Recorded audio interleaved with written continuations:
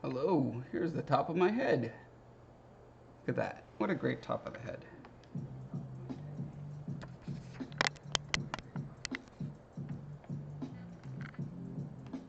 Top of the head to you.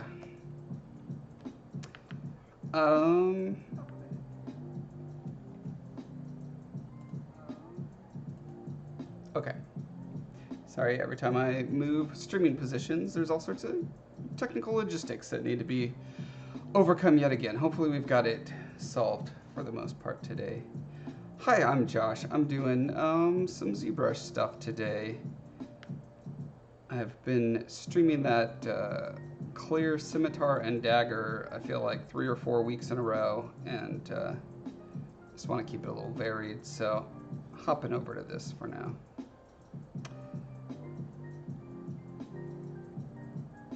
This is an emblem that I'm working on, both for the world building for my Telefar series and for my company logo.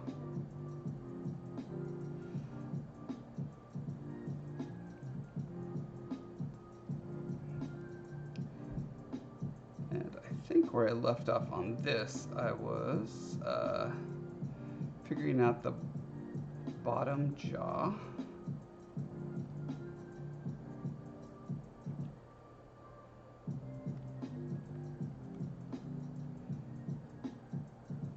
Yeah, because I want this to be able to open and close. It presents a couple challenges. Make sure it's not breaking anything where it rotates. No, okay, that'll make sense.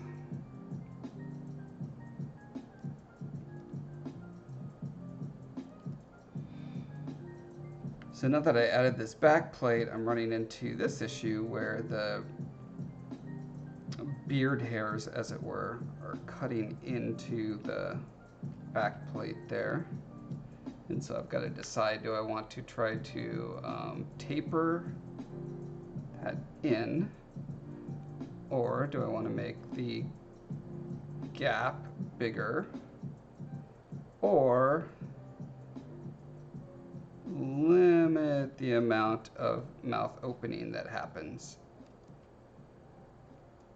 Honestly, I'm pretty okay with it just opening about that much. Just has to open enough for mist to curl out of it. I'm going to be 3D printing this at about this big-ish, about the size of a head, big-ish, and piping some, like a hose that can make some mist come out of here. The name of my company is Breath of Life Development, so I want to have a intro to my YouTube videos and stuff that is the, you know, the allegorical breath of life. Coming out of here, falling down over the logo. Let's just see what happens if I try to squishy squash these hairs here to make them not cause this problem.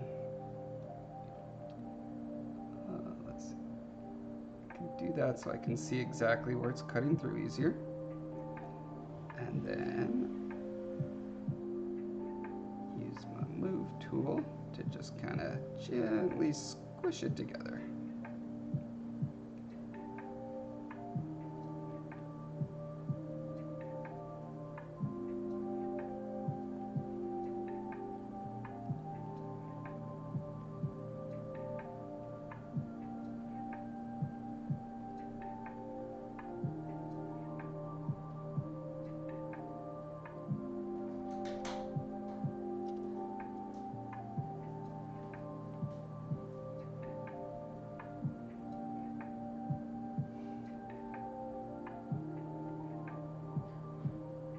By the way, I don't know if you guys saw, like, if you remember, I was building this backdrop here on previous streams and talking about how it was going to be up here at my, you know, computer streaming station. Let's just call it that. And here it is, and I like it. You know, it's got a place to display my art and my book. It's nice.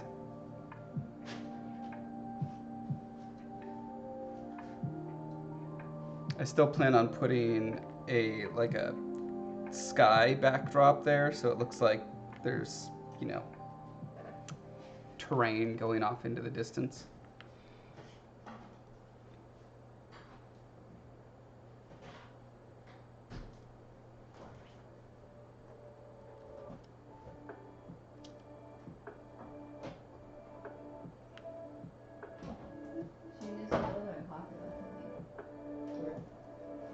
If you don't want it, do you want to just turn it off? Huh? It's probably about to turn off, but...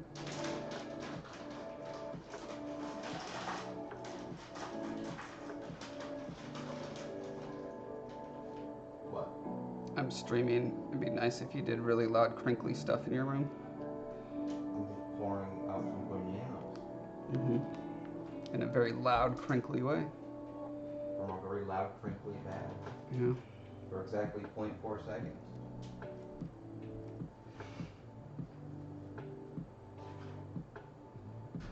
Okay, so that doesn't... My concern with, like, adjusting this bottom part is that it's going to start looking really weird, especially since lions, like, in real life, their beard is more like mine. It goes, like, down and kind of flat-ish on the bottom, and I'm doing very much a tapered thing because I'm trying to get it into the shape of a heart in case that's too subtle to pick up on. I don't think it's too subtle. And so I don't want it to start looking like a devil beard or something. And it's hard to tell when it reaches that point. Because it's probably a different point for everyone.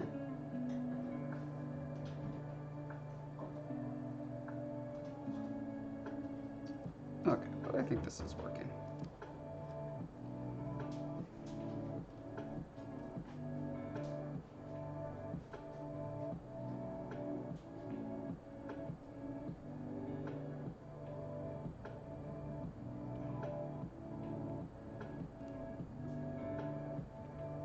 Okay, so let's look at it in isolation and see what we can do about making these less blobby.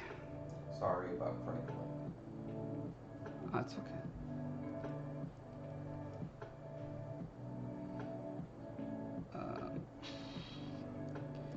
So a couple ways to handle this. One is to use like a polish brush kind of thing. That gets a little limited to the resolution of the mesh. Can sometimes work, but it's also hard to not mess up the other pieces around it, which is why for the rest of the lion I've been doing this, where I'm grabbing, I made these separate pieces and I just smush them into the sculpt. I'm guessing I'm probably going to end up doing that for this beard as well, but I'm not sure yet. I'm still kind of playing around with it. One thing that I can do, actually,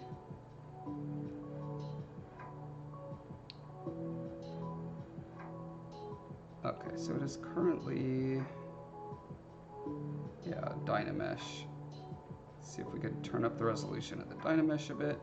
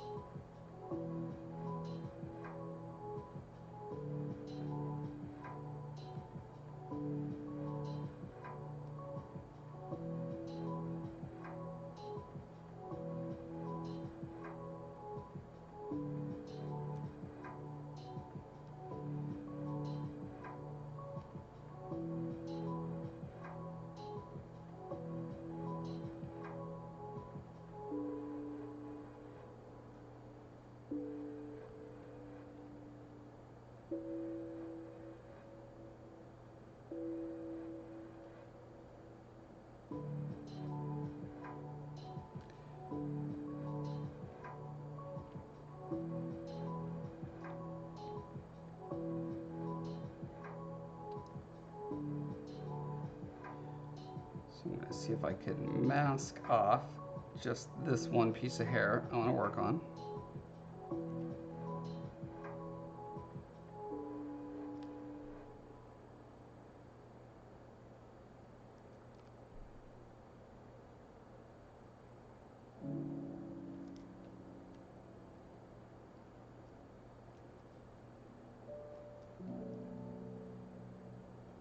Nope, that's the wrong button. There we go.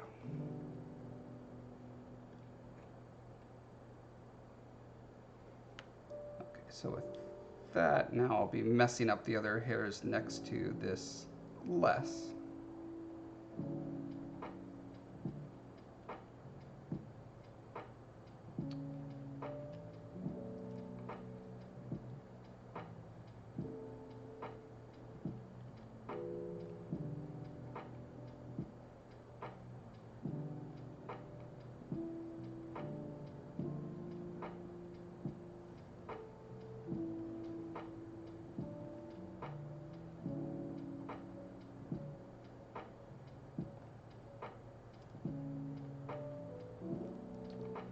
Trying to maintain these crisp edges to give it that stylized, faceted look.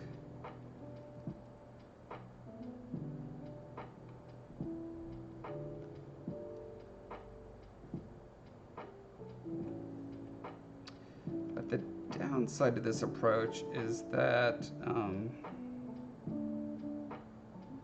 trying to think. At some point you need to turn off symmetry and then like just hand do each one so that it doesn't, I'm not trying to make it look perfectly mirrored. As you get around to this side here, it's fine for it to be mirrored because you can't see both sides at the same time. But this is probably too near the center, so I think I am going to need to mess up one of these. But actually, while I've got the symmetry on, I'm just gonna maybe start back here and see where that leads me. So let's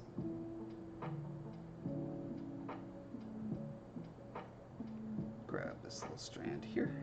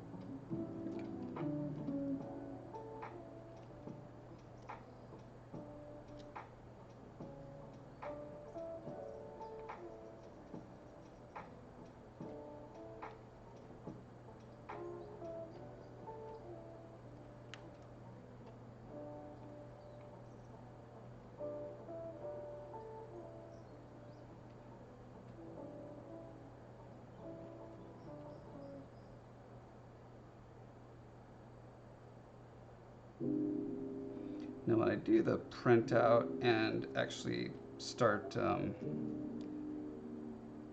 painting these parts, I'm gonna want the hair to be kind of a golden.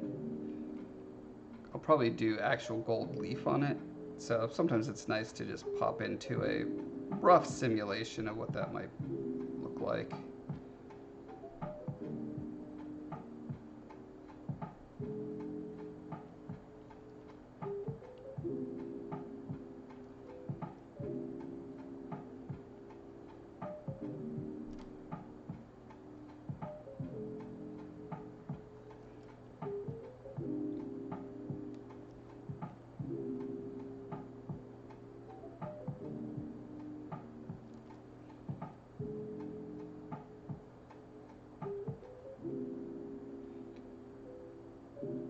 One of the things I'm trying to focus on, or I guess it's more of a procedure that I have to do, is just rotate it around to as many angles as possible to make sure that I don't have a thing where, like, you know, the line does these little wobbles and stuff like that. I'm trying to get nice, clean, smooth, flowing lines, similar to what I'm doing with the physical sculpture of the dagger and sword that I'm working on.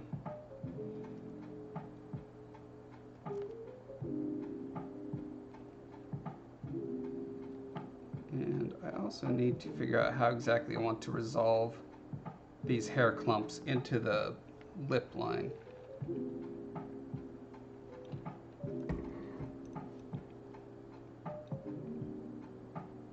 I'm not sure if I'm happy with this thing where it just like has this little boop where it goes out there.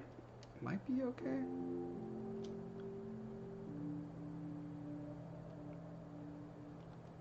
Because one thing I could do is just smoothly blend it up into the lip. Another thing I could do is break up the edge a little bit and give it more of a sawtooth interface with the lip. I do think I'm not happy with this like really hard edge thing, so I'm gonna try the soft merge first and see how that works.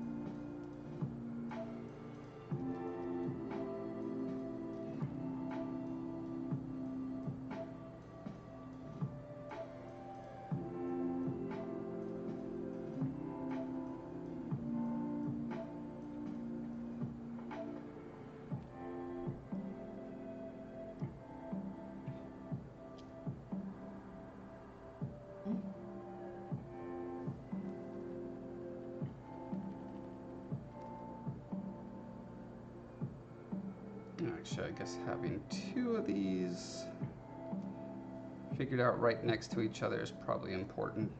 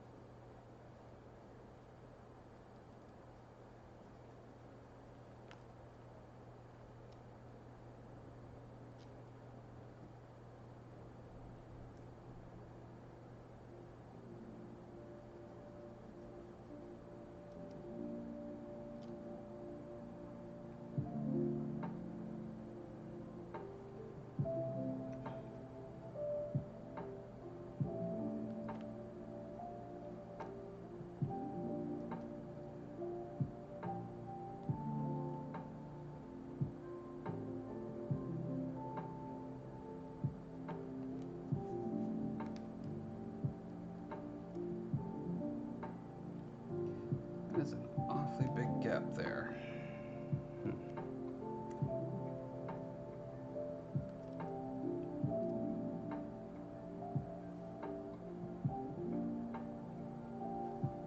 Don't know if that demands like another little, well, let's just see what happens if we put like another little clump that merges into the side of this bigger one. That seems like a perfectly reasonable thing.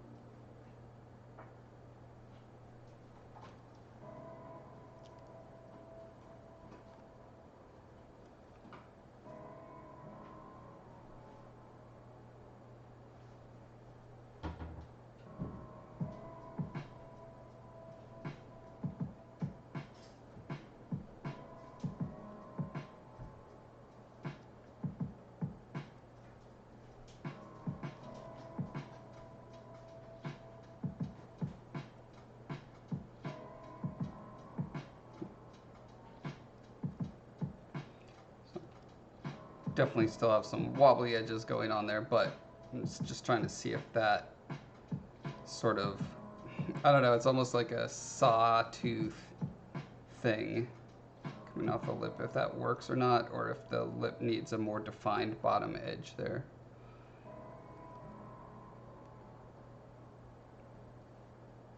Because if I sort of tuck these hair clumps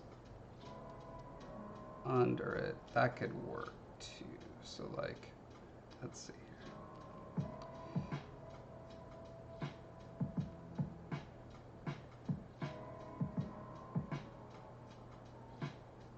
Right, that just has a very defined bottom lip. on the bottom lip. It's good for bottom lips to have bottom lips, right?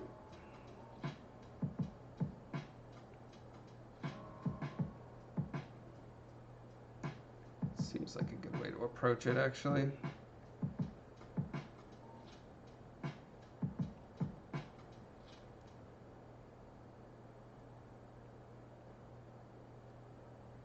And then there's less having to deal with the negative space under there, like so.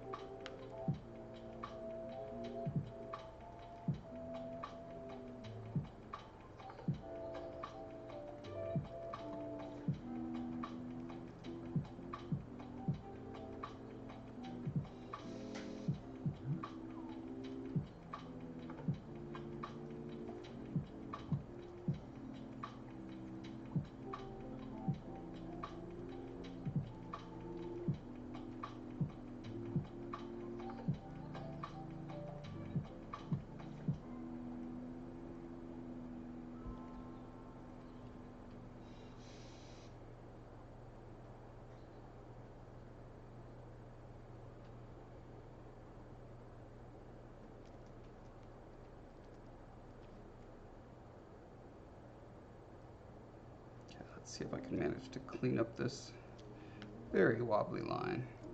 Oh, that's not going to do it.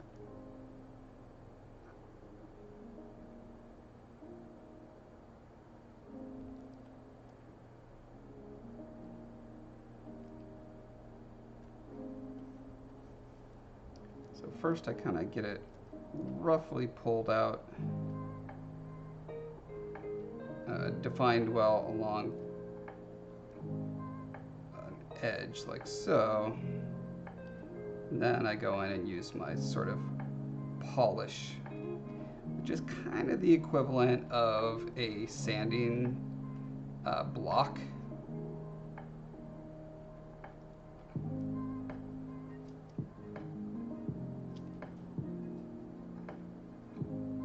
Like if you have a piece of sandpaper and you wrap it around a block, it gives it that nice, like, straight smoothness.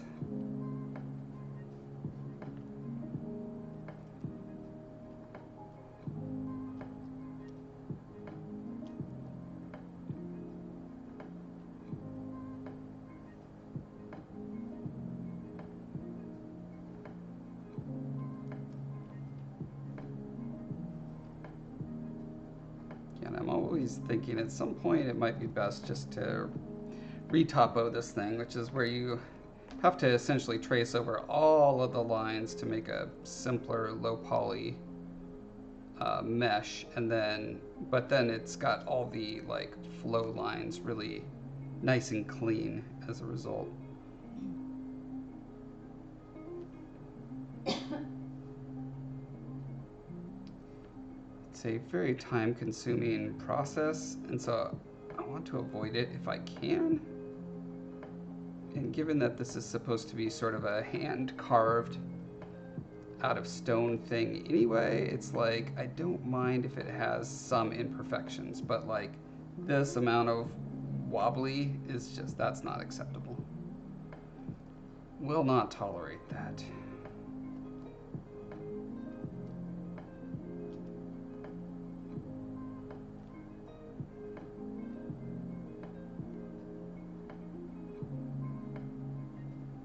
It's the difference between handcrafted and what appears to be drunkenly handcrafted, you know.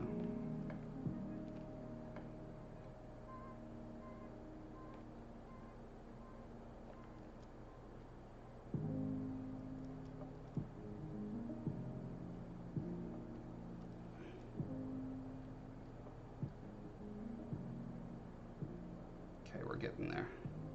It's funny, like, it looks fairly smooth there, but when you rotate it enough, you can see this sort of like wavy, trying to avoid the part.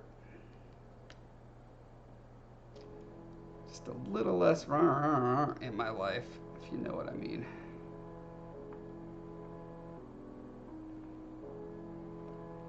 So like the bigger I have my brush when I'm doing this, the smoother it's gonna make it, but it also makes it harder to avoid like mashing the wrong parts as you're doing it.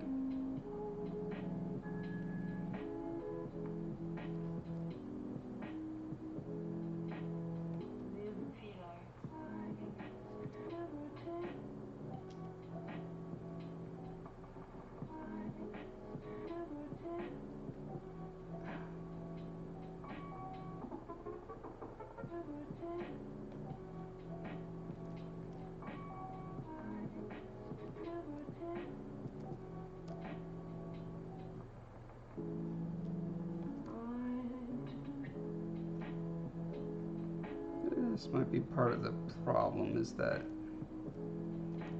my mask is going onto the lip a little more than it should be.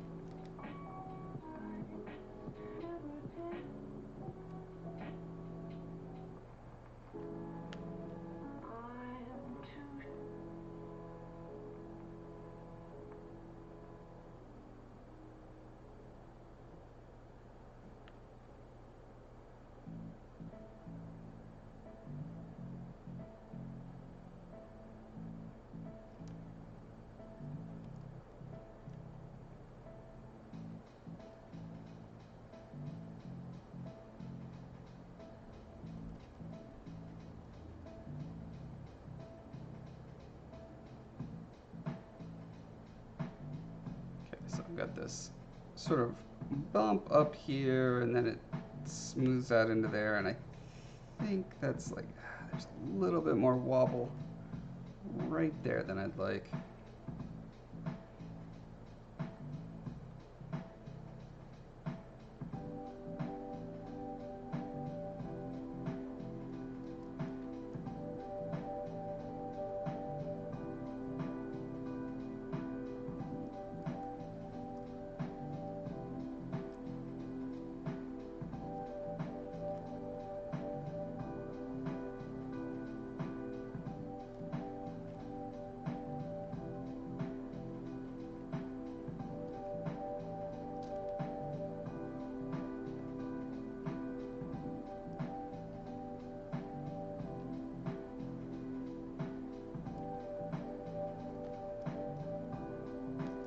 Okay.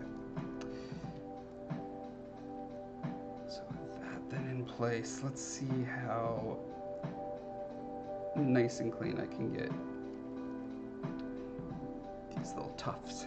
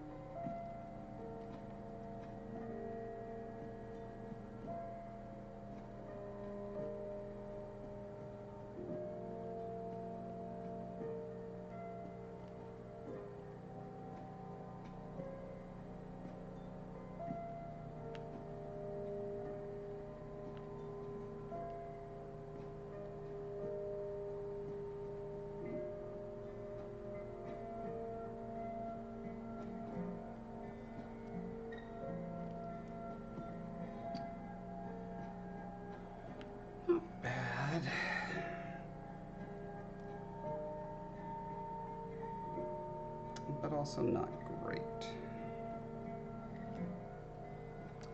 Let's see. If I grab this guy.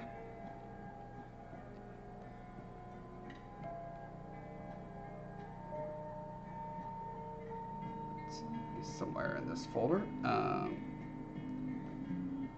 If I duplicate that, does he stay in that folder? I hope so.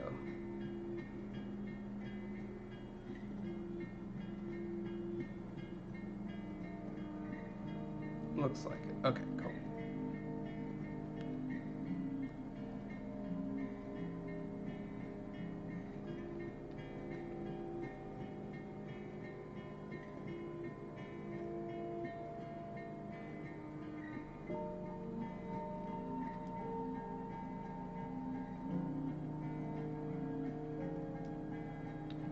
Actually, let's try a thing. Let's move this into a folder with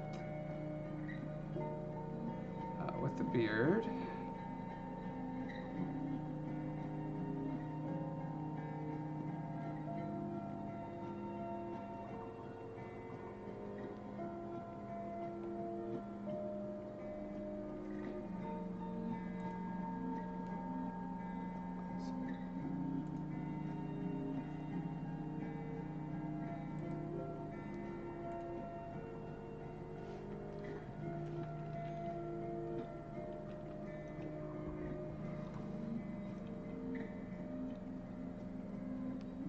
Just gotta remember how to actually make a new folder now.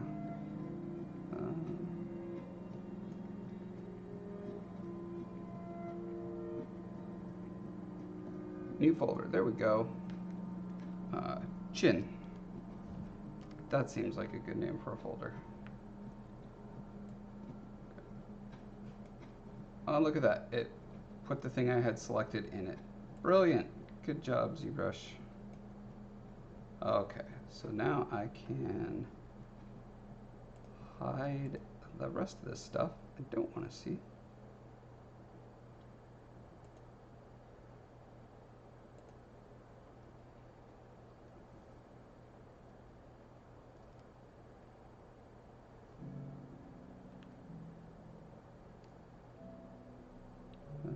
No, I do need to see that. There we go.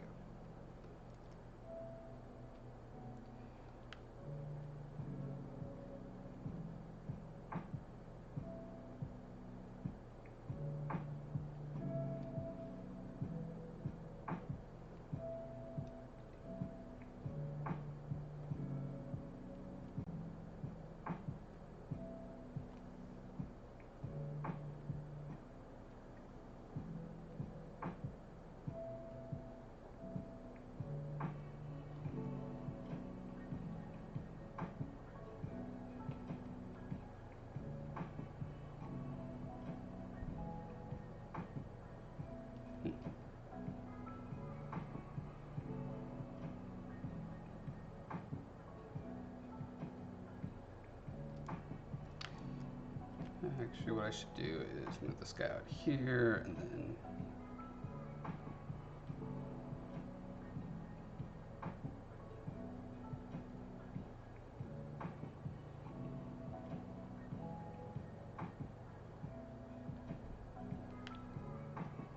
there we go. So I've got that as basically my source piece, and then I can duplicate that and mess with these little copies as much as I want, and they stay in the same folder, so that's cool. So how do I want to mess with this? I think I want to kind of smush part of it in. Let's see, smooth it down. Yeah, I don't want to smooth it too much, but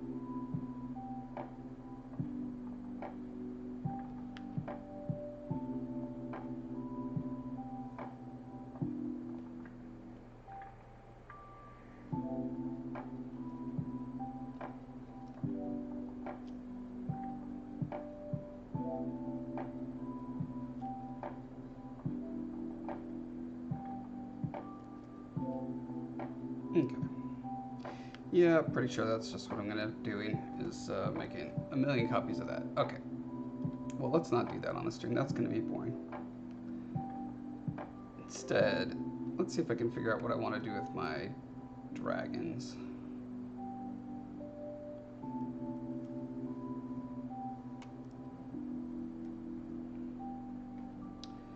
So I'm trying to design a unique take on a dragon.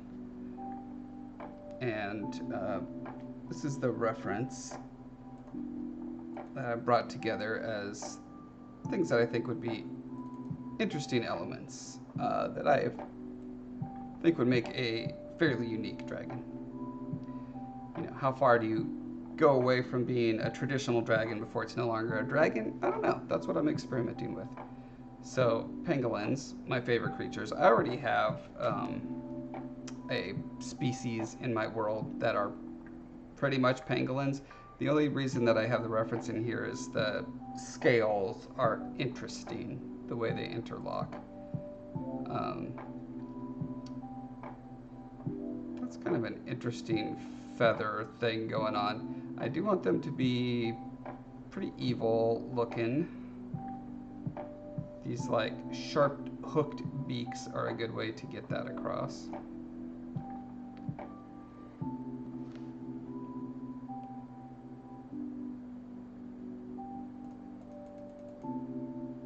Might have been looking at this for like coloring and texturing.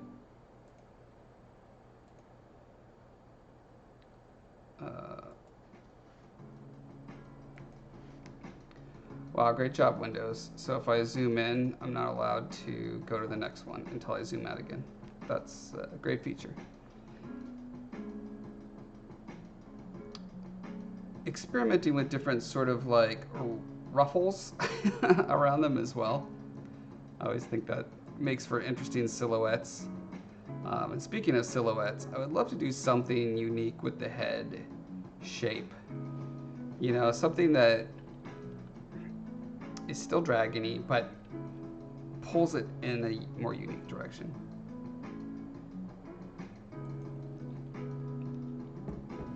And these guys sure do have a unique head shape. I don't know that I like it. It's kind of like a Pope hat or a shark fin. This sort of sawtooth thing is really interesting though.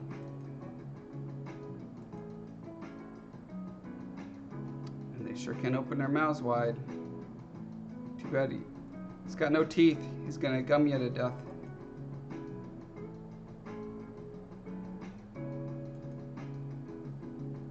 Lots of people have put, you know, I mean, the Western dragon is almost definitely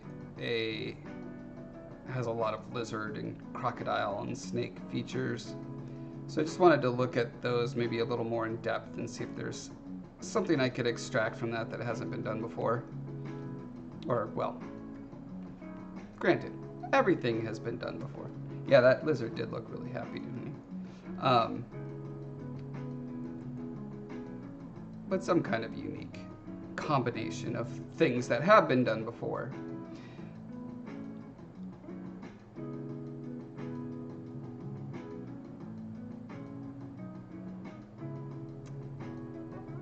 I'm not sure what to get out of a mantis shrimp from this. I think I may have put this in because of the sort of unique, what is the word for that? Like the angles that limbs are at and rest in and stuff like that. I thought there might be something that could add some uniqueness from there. This guy's got that huge thing. Yeah, another thing I'm trying to do is make these not, like, I'm trying to make a scientifically plausible dragon, which means it's probably not going to be able to fly. Sorry. But I'm thinking that if I could make them do the, like, flying squirrel thing, right, where they can have a slower descent, so they can climb up trees and kind of drop down on you, I thought could be an interesting take.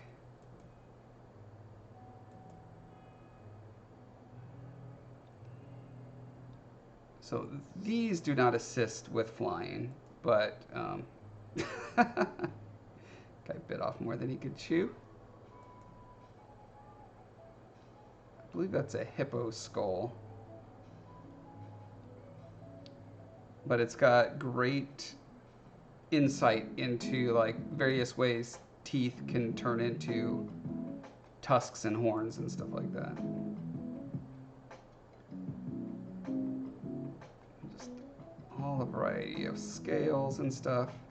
Okay, so this is where I was thinking of like getting pretty unique, where the way kangaroos are built in such a way, again, I'm trying to think of like, how do I get the power and presence of a dragon without the like mythological aspects of it having to fly and breathe fire and stuff like that.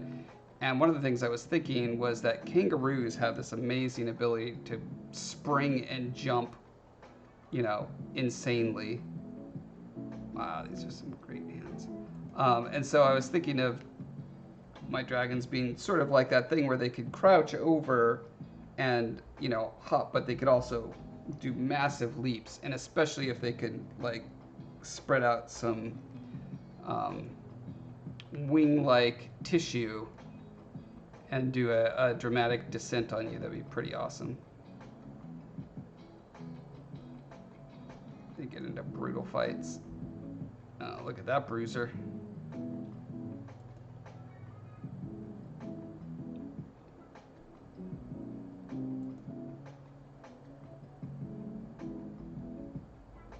Not sure what that's a kangaroo foot. Wow,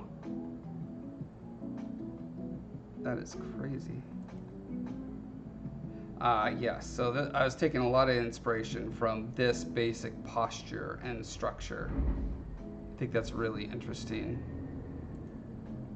especially because I want these to be like sentient creatures, and so having them be able to like stand up and be bipedal kind of helps bring them into the fold of of sentience. That shin bone is really interesting, how it's got that crest there. Yeah, here's winged, you know, flying quote unquote lizards. They don't fly, but they glide. And so, yeah, I want to see if I can get something like that in here. Now, this is obviously not a real creature, but still very inspirational. It's one of those, I think because it lands in that area that I'm kind of going for, where it's like, you could look at that and say, yeah, that's a dragon, but it's a pretty unique take on one. And here's a great example of how a bipedal creature could rush at you, who has like that sort of quadruped default, I guess. Default pose is on 4 legs, but they can get up and book it too. He just wants a hug, clearly. Oh yeah, this color scheme is really interesting. An albino alligator, like, it really brings out all the textures in unique ways. I really like this kind of thing where you can sort of see the creases and folds and stuff. And you can see where algae is building up on them.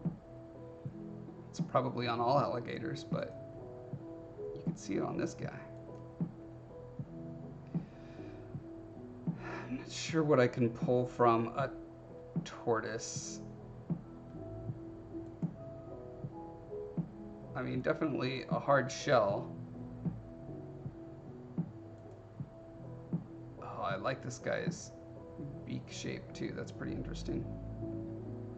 One of the other constraints that I have is I'm trying to avoid the other species that, you know, I've already designed for Talifar, and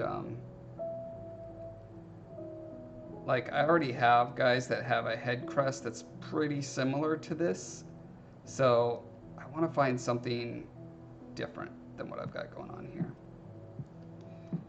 And then I've got these little wing flappies, but that's not nearly enough to let these guys glide. So I want to experiment with some flappy tissue that can go from maybe elbow to knee or something. So I think I'm just gonna start pulling stuff around and see what it looks like.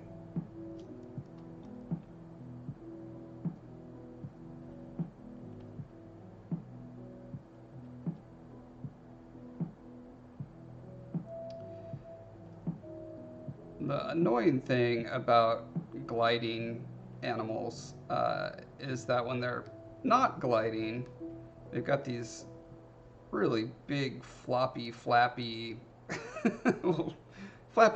all over them, and they just don't look cool. You know what I mean? It's not the same kind of presence as your traditional dragon that's got, you know, even when its wings are like folded up, they're still I think the fact that they're up and off of the body gives them that extra presence. And so I'm going to be curious to see if I can find a way to do something similar with these guys. Or if I can find a way to make this stretchy flesh not super awkward when they're on the ground. Although maybe it's better, you know, if it's awkward. P-Burks, thanks for the sub.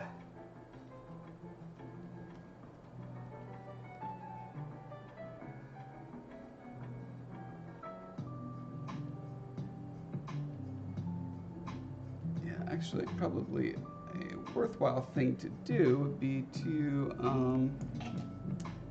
do a quick look at. Oh, there's another. Well, I'm just gonna look up gliding lizard.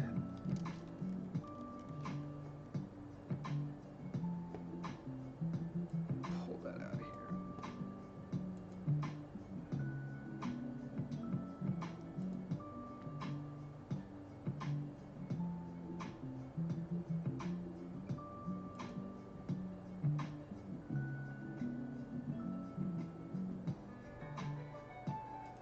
Specifically, I want to see what do they look like when they're not gliding.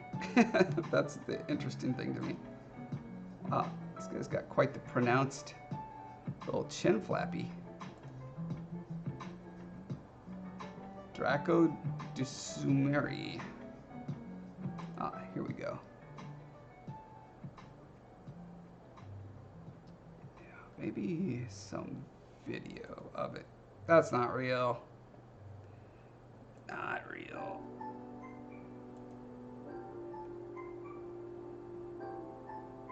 Huh. Yeah, these tuck in pretty well. Of course, this guy has quite a bit longer body than my guy has. Which, you know, I could stretch out my guy's body if I need to.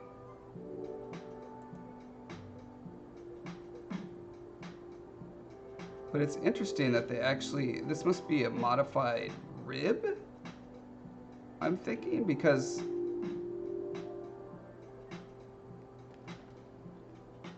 see if it says.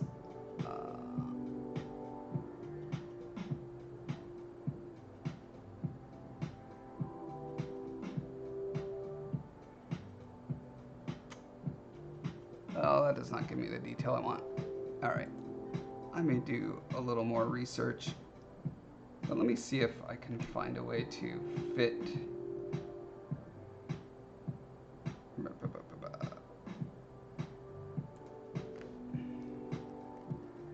I mean, I guess maybe that's what I was trying to do with these flaps, but I kind of like them as ancillary, sort of, you know, more like fine-tuning the guidance, and then the big flaps would be more for the flying. And actually, here's something that's occurring to me now. I've got these tail things. Now, they're not tails in the traditional sense, in that they are not a continuation of the spine. I've got them jutting off from the pelvis. But it occurs to me that if I could attach... I got an idea. Let me try this. Let's append a...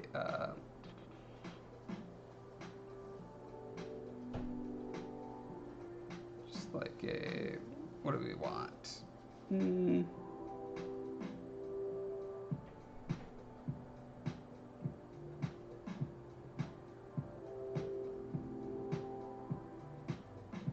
Let's try this.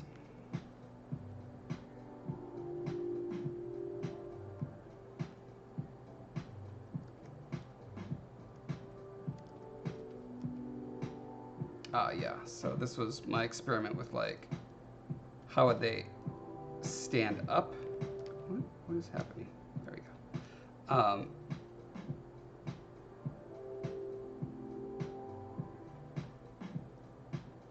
Because a big part of figuring out the, physical characteristics of the design, I've got to have it posed in all the ways it would actually move and live and communicate and eat and et cetera, et cetera. But let's see here. If we say something like, here's a wing flappy McDeely thing, where are places that it could attach that would make sense? And I'm thinking that there could be something interesting about attaching it to these back tail things, because you can imagine they could bend outward. Let's see if I can simulate that a little bit. Turn off symmetry.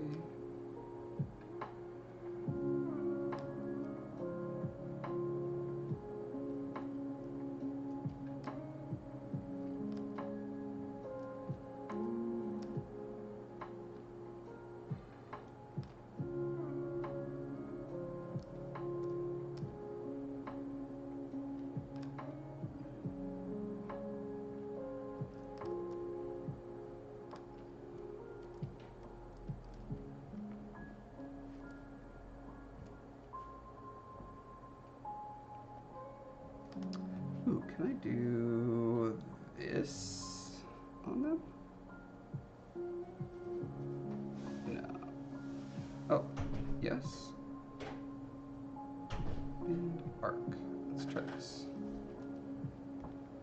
Not sure if that wants to bend the whole thing or just my selection.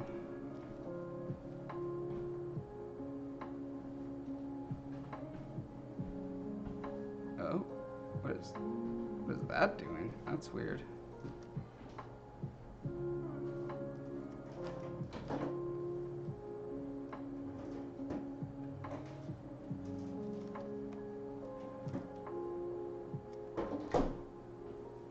Let's try a deformer. Deformers, more than meets the eye. I saw that they had this string cheese at Costco. Oh, really? Yeah. Why did we get it? Wasn't sure if it was going to be too much for the, or I couldn't remember how much we had and if we would get through it in time. You know what I mean?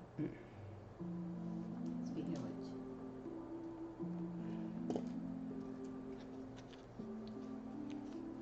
So one of the things I want to be careful of is that if I'm attaching a glide membrane to the tail, I'm not then limiting the tail and taking away its potential as like a bashing device. I want it to act like a flail essentially. So I'm very confused why this duplicated the thing. I think I'm just gonna have to undo this to death. Okay. We're just gonna simulate it like this.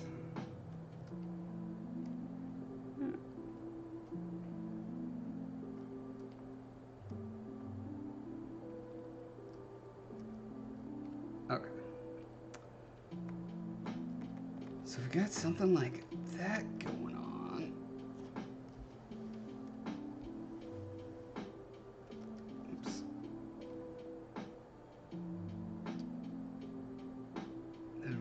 imagine a membrane that goes from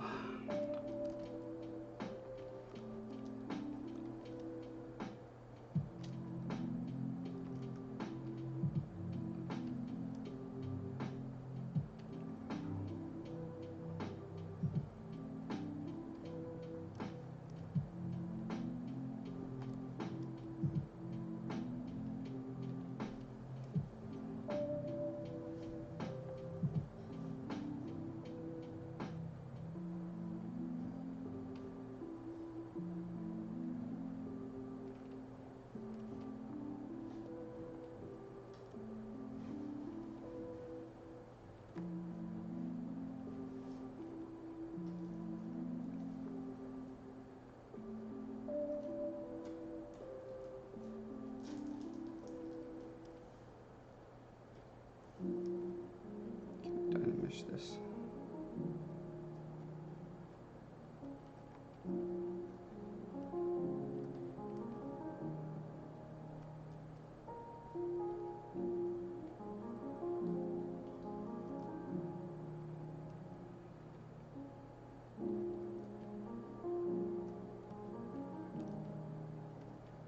That's better.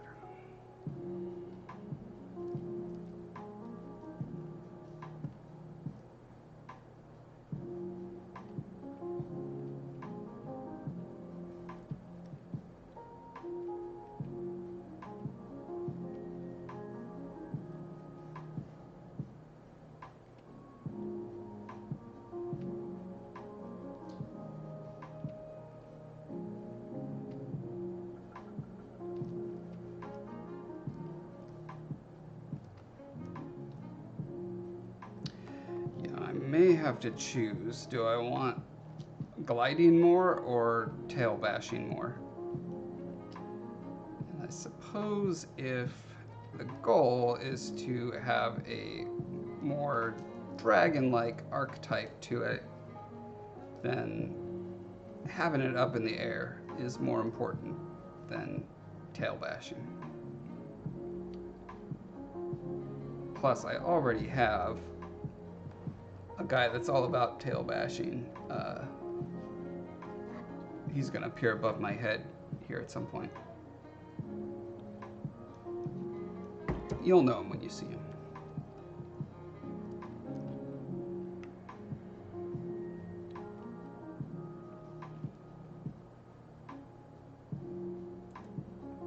There he is. That guy's got a big bashy tail.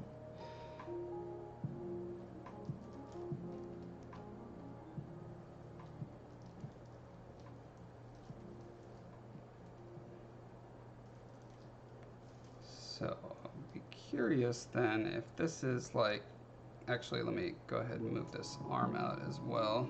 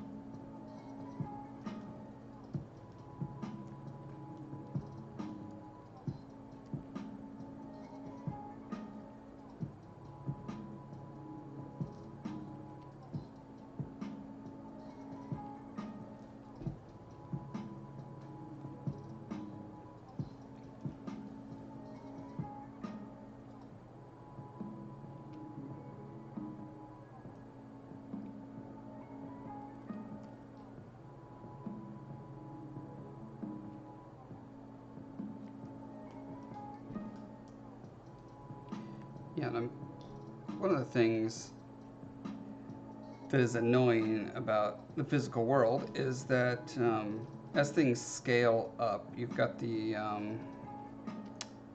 what is that law called? The something squared rule. Is that right? Like, so if a creature is twice as tall, they're 4 times as much mass instead of double the mass. And one of the things that means is that cool things like gliding and running on water and stuff that smaller critters can do don't necessarily scale. So I'm not sure if a creature the size that I want, say, because these guys can vary from the size of a human to the size of like a dinosaur. And so I'm guessing that once they reach a certain size, this whole gliding mechanism is almost useless for them because there's just like no way the surface area is sufficient to slow them down any significant amount.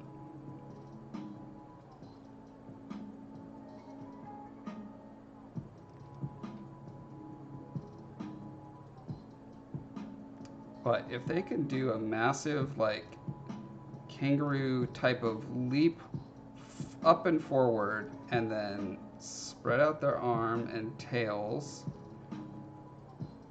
like so.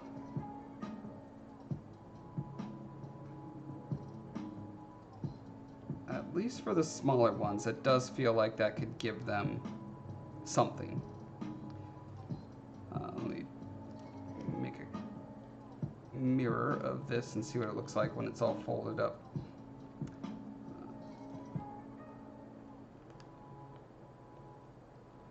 That would be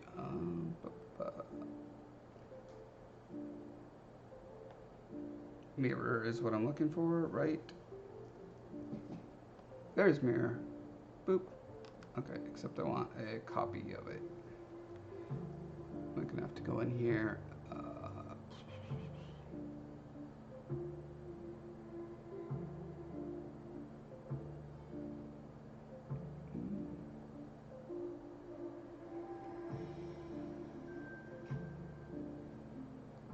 Okay, so don't merge it into one tool. Make it a new one on the x-axis. Yes. Okay, cool.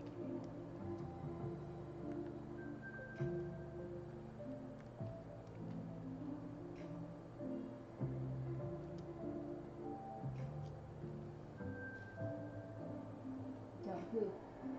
Don't do it. Don't do it. No. Don't do it. I have plants, sir. Want to bird poop help your plants, not hurt them. You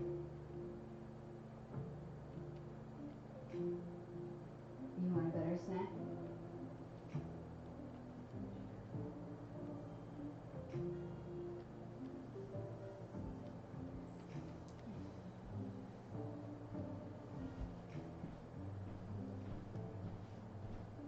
See, what would be cool would be That was if really when their low. skin flaps are like down, you know, and they're just walking around on the ground or whatever, if they actually like had a cool sort of silhouette or flow to them and weren't just like clunky things flopping around or dragging around.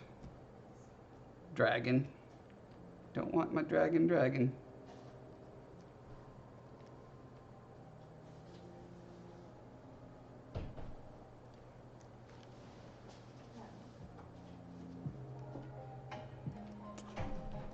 Let's see, actually, if... no, don't want you.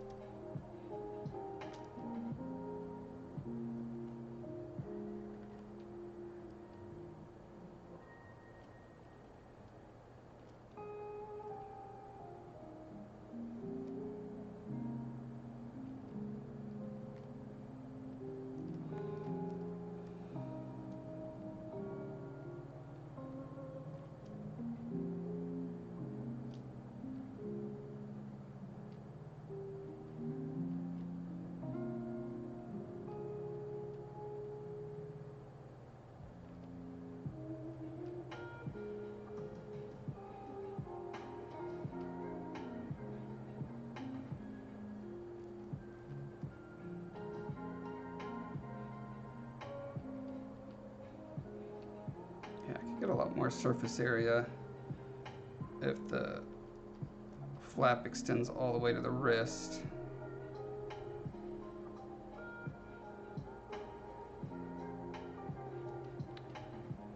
But that exacerbates the problem that I'm trying to solve here, which is how do I get the folded up look to not be annoying to me? Or do I just embrace the annoying and say, you know what? That's the price you pay for having a glide mechanic.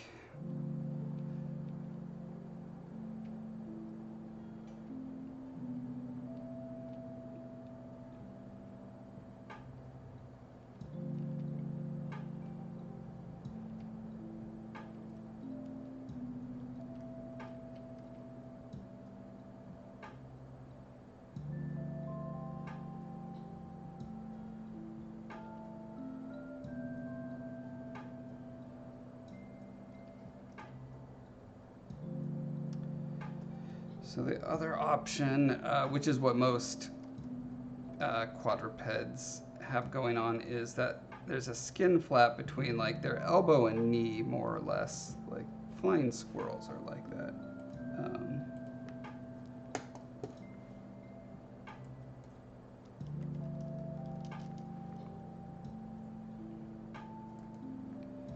And I think that's essentially how bats evolved too. Oh wow, that goes way beyond just the elbow and knee, doesn't it? Goes like wrist to shin.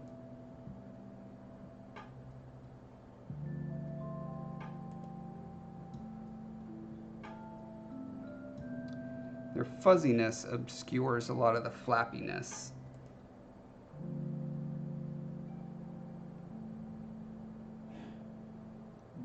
But it is interesting how big that could extend without like significantly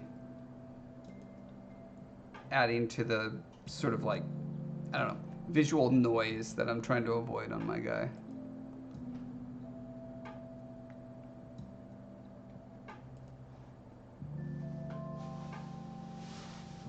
Oh, they even have it going down to the tail too. That's interesting.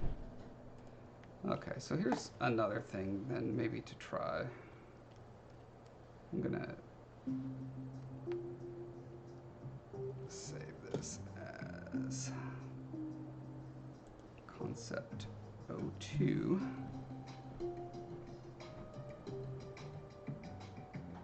And then save it again as concept 03 and make another stab at it.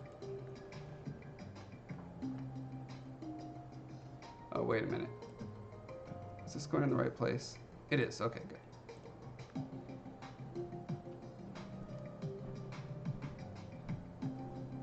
Okay, so let's see what happens if we mess with the leg instead of the tail.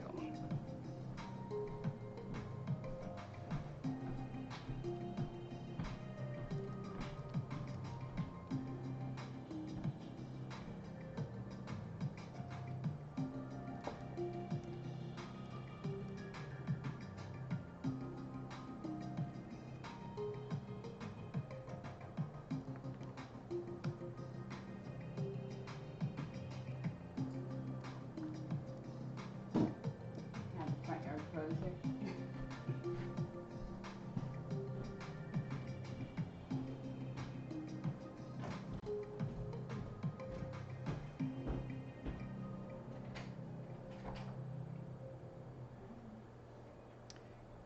So it's interesting with this really long foot, you could also get a lot of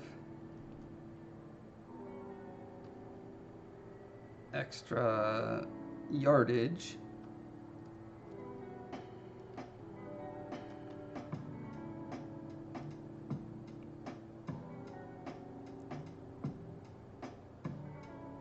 Something like this.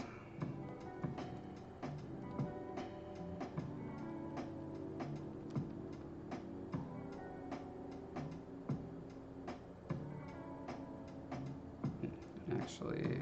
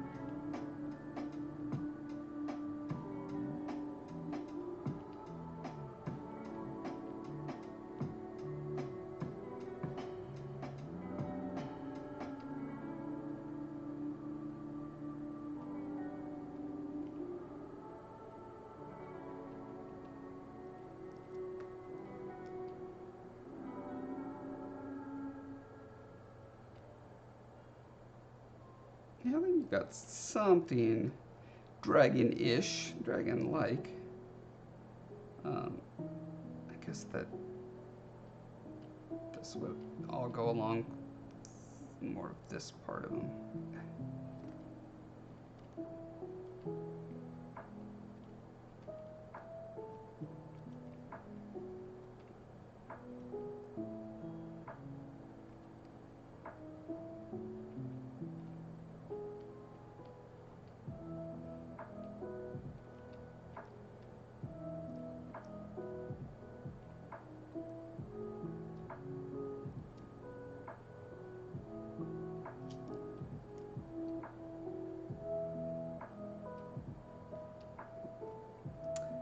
Let's try this.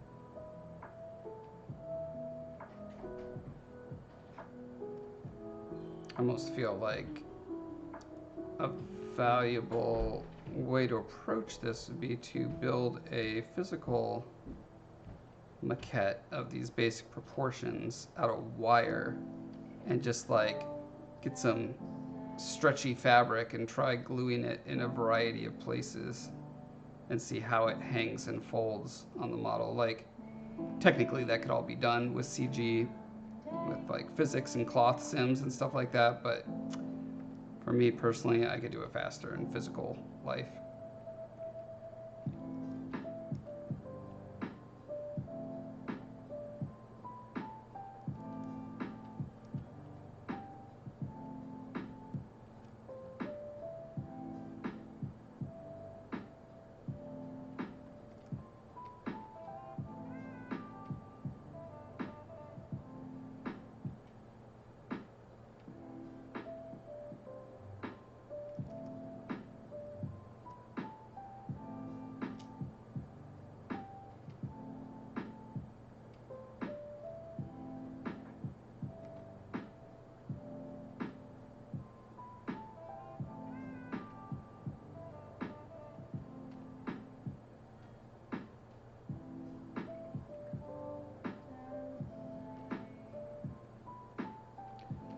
Imagining this kind of like drooping down more or less.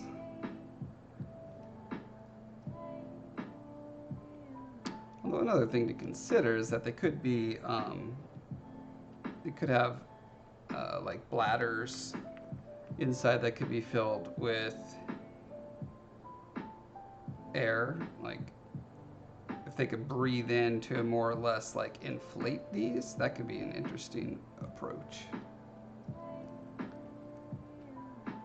In which case they wouldn't need to be as flappy.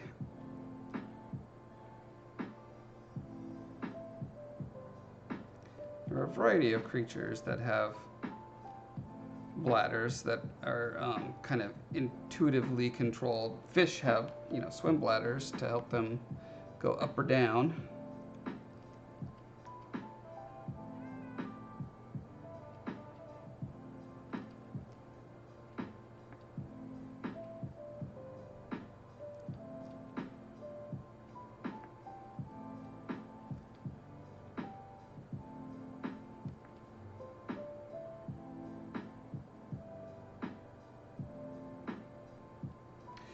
Another thing that just occurred to me is the flaps can kind of be like size dependent, because as they grow, the idea is that they're hatched together in a brood and then out in the wild. They're put as far away from the village as possible, because when they hatch, they're just like ravenous, cannibalistic, feral monsters, and they try to eat each other as soon as they can, and the more of their siblings they eat, the more it feeds a pituitary gland or something in them that makes them grow bigger and bigger. And so the smaller they are when they escape and kind of get back to the village and gain sentience, more or less, like they go through a sort of puberty, the smaller they are, typically the smarter they are. The more they eat and the bigger they get, the more they just stay a feral monster. And so the villages that have these guys like try to contain and control sort of champions of them, that they can, you know, they sort of worship them as demigods. They sort of try to control them as like weapons against other clans. And it occurs to me that as they grow, they could be shedding the what are the instructions? What is that called when you're it's not the RNA, it's the DNA thing that can change based on your environment. Suddenly I can't remember what that's called. Anyway, as they get bigger and bigger, the DNA could basically be switching off the things to make the flight attachment grow. So they could be more like specialized to be the ground giants, where these big flappy skin bits are pretty much useless to them. So they're going to evolve away the way, you know, cave fish lose their eyes and pigmentation and such. It's really bothering me that I can't think of that process now.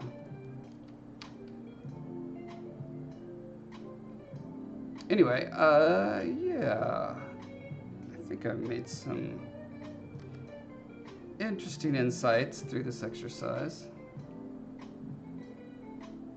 Insights and ideas.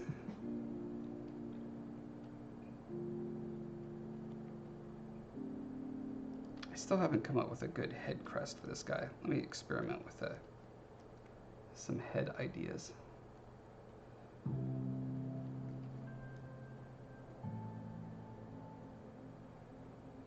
Let's just do another one of these.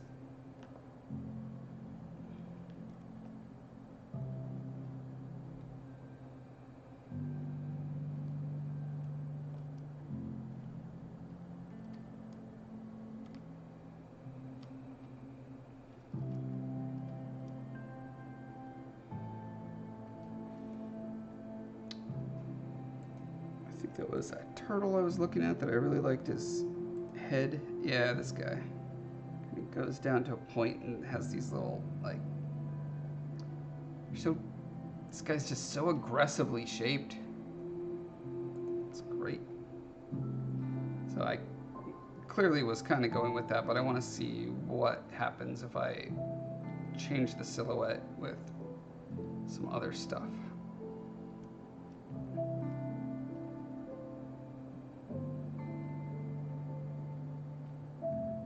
So there's like a coxcomb sort of thing.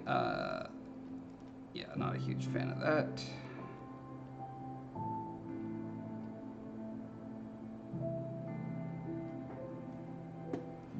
And then like this guy's got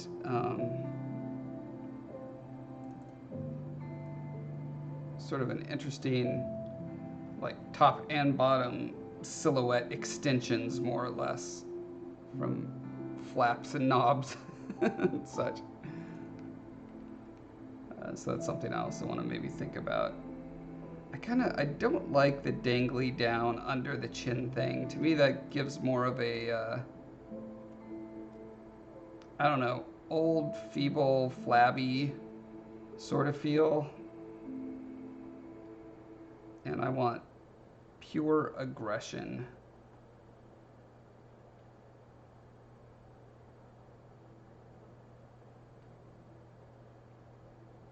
And all of these, like, what would that be called? Similar to our lizard boy back here. Like these sort of funny shapes that stick off are interesting, but they never strike me as like particularly cool. They're just interesting.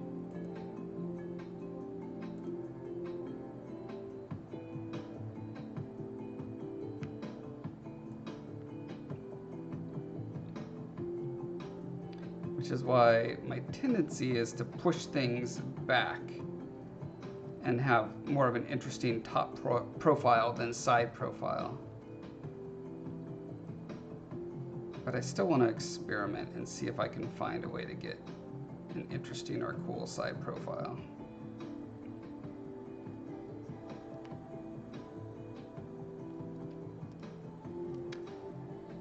And so I think I'll mess with that later. I think it's time to go find someone cool to raid.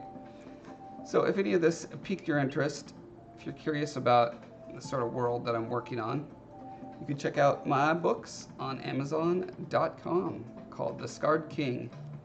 The first 2 books of the trilogy are out and ready to be downloaded to your Kindle or bought in a paperback format. And the 3rd one is in development.